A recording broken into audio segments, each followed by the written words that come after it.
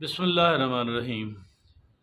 خون جگر سے لکھی گئی میری آپ بیتی، وہ ایک طرف تو لوگوں کو کھلاتا پلاتا، تحائف دیتا اور باہر سے آئے خیرات کے پیسے غریبوں میں تقسیم کرتا، تو دوسری طرف بڑی بڑی شخصیات سے قریبی مراسم ہونے کے تذکرے برابر کرتا رہتا، اور سب سے بڑھ کر یہ کہ وہ اپنے اور اپنے خاندان کے بارے میں ایسی ایسی باتیں بتاتا رہتا کہ میں نے اسے اپنے معاشرے سے یکسر مختلف ایک بہت ہی مخلص انسان سمجھنا شروع کر دیا تھا۔ اب جس مکان میں نے اپنی ساری زندگی گزاری، اس میں سے اپنا حصہ بھائی کے ہاتھ بیچنا پڑ گیا، تو سوچا پچھلے کئی سالوں سے بے روزگار ہوں، ان پیسوں سے روزگار بنانے کی کوشش کرتا ہوں۔ اس سے ایک دن پوچھا کہ کوئی آسان سا کاروبار بتاؤ، تو وہ بولا کہ ایک کاروبار تو بہت ہی زبردست ہے، لیکن میرے پاس بھی پیسے آنے دو، پھر مل کے کر لیں گے۔ اب میں نے چونکہ اسی کے اپنے منہ سے اس کی اور اس کے خاندان کی عظمت ثابت کرنے والی بہت ساری داستانیں سن رکھی تھیں، اس لیے اندھا اعتماد کرتے ہوئے یہ کہہ دیا کہ پیسے تو میرے پاس اس وقت ہیں، لہٰذا ابھی سٹارٹ کر دیتے ہیں، جب آپ کے پاس آئیں گے تو آپ مجھے آدھی رقم ادا کر دینا۔ اسے میری یہ تجویز بہت پسند آئی، اور اس نے بغیر کسی مزید بات چیت کے صرف 3 روز بعد ہی مجوزہ کاروبار کے لیے موزوں کرائے کی دکان تلاش کرنا شروع کر دی۔ اب وہ تمام تر فیصلے اور تمام تر خریداری کرتا رہتا، جبکہ میں تمام تر پیمنٹس اور تمام تر اخراجات ادا کرتا رہتا۔ اس دوران وہ مجھ سے ذاتی استعمال کے لیے بھی پیسے لیتا رہتا۔ ذاتی استعمال کے لیے لی جانے والی رقم کل ملا کے 2 لاکھ سے کچھ زائد۔ اس طرح کاروبار کو افتتاح تک لانے میں میرے 22,63,000 لگ گئے، بشمول اس رقم کے کہ جو اس نے ذاتی استعمال کے لیے لی تھی۔ جب میں دھڑا دھڑ پیسے لگا رہا تھا، تو اس دوران وہ اس سے بڑی بڑی باتیں کہا کرتا کہ کیسے ہم نے اس کاروبار کو عروج تک لے کر جانا ہے، کیسے ہم نے نئی برانچیں کھولنی ہیں۔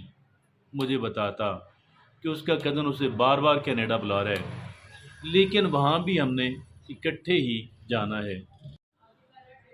لیکن جب کاروبار کی ضروریات تقریباً پوری ہو چکی اور میرے پاس پیسے بھی ختم ہونے لگے، تو اس کا رویہ بھی بدلنے لگا۔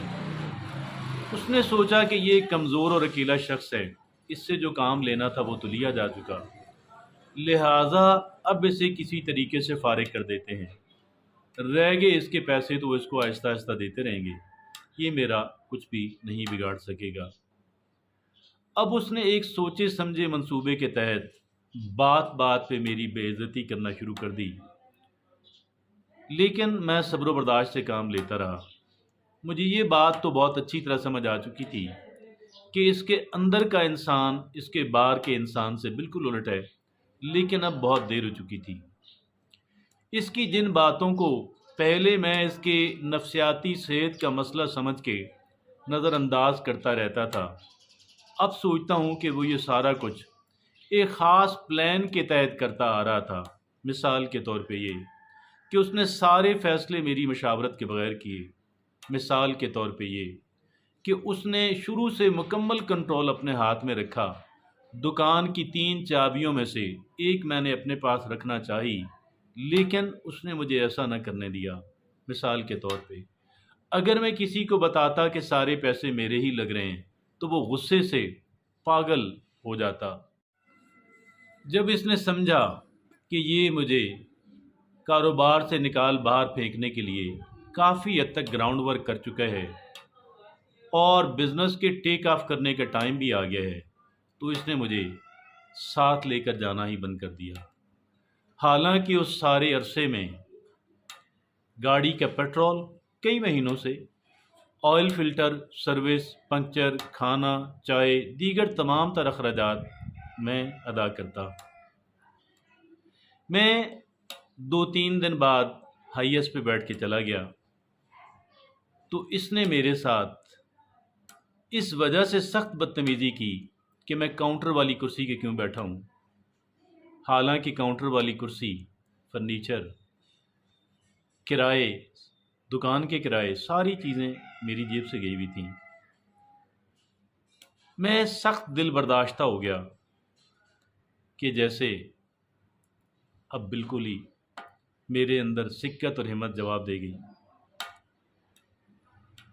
اس کی پلاننگ کے عین مطابق اب ہمارے تعلقات کچھ اس نہج پہ پہنچ چکے تھے کہ ہمیں کاروبار کے مستقبل کا فیصلہ کرنے کے لیے کسی ثالث کی ضرورت تھی۔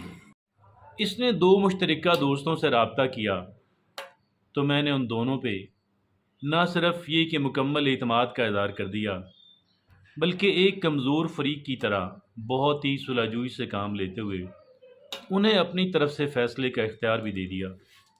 اس نے ان دونوں سے ملاقات کر کے یہ کہا کہ وہ میری رقم مجھے 1 ماہ کے اندر یعنی 1 دسمبر 2023 سے پہلے لوٹا دے گا۔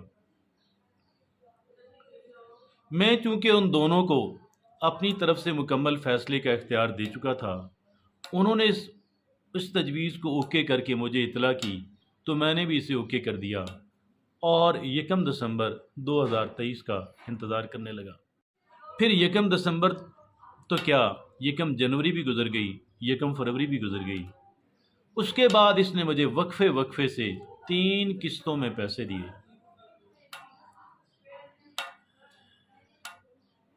اور میرے 1,63,000 اب بھی اس کے استعمال میں ہیں۔